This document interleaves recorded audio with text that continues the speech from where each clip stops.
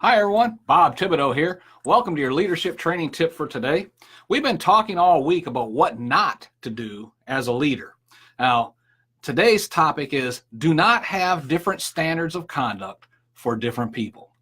We've been discussing these things about what not to do. A lot of people tell you what to do, things you should do, but very few people are telling you what not to do. So probably the number one thing that will get you more disrespect and into trouble more than anything else is having different sets of standards for different people. So don't play favorites. Do not allow some people to get away with certain things and try to discipline others for the same infractions. Do not allow some of your favorites to show up late for work or return late from lunch, but berate others for doing the same thing. Do not publicly talk about some failure of one or two people, but overlooking the same shortcomings in others. If you want to you should have established standards. You need to be successful and follow the established standards.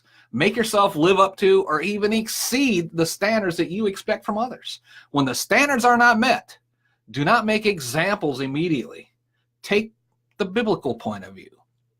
Pull that person aside, explain what you've observed, and help them to identify ways of making sure the standards are being met next time and into the future.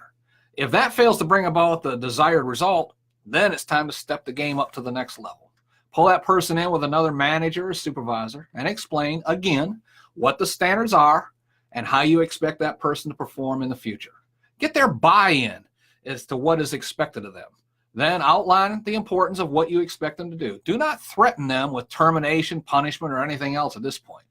Now, if the standards still are not being met, then it's time to pull that person in one more time with a supervisor or manager and lay out the prior discussion. Remind them that they had agreed to meet those standards. Then find out if there's a valid reason, not an excuse, but a reason for the standards not being met. If there is a valid reason, find a solution and fix the problem. But if the person's just making an excuse, then it's time to lay down the line in the sand. Make sure they understand any future disregard for the standards will leave you no recourse but to find someone else to do the job. Do not threaten them with termination. Just leave them with the thought, I will have to find someone else who can do this job. They get the message. If it happens again, take the appropriate action. You've given them every opportunity to keep their job.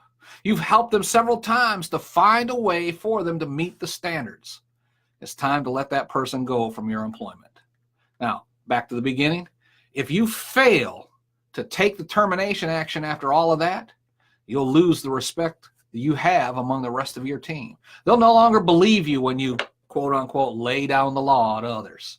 And if that point comes and you fire someone for something similar, you'll probably be hearing from a lawyer about favoritism in the workplace.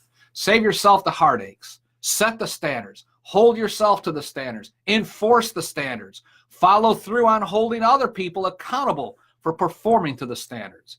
And you'll soon find that your organization is starting to hum along like a little hummingbird. All right? So tomorrow, we'll be coming back and continuing this discussion. Till then, this is Bob Thibodeau reminding you, I'll see you then.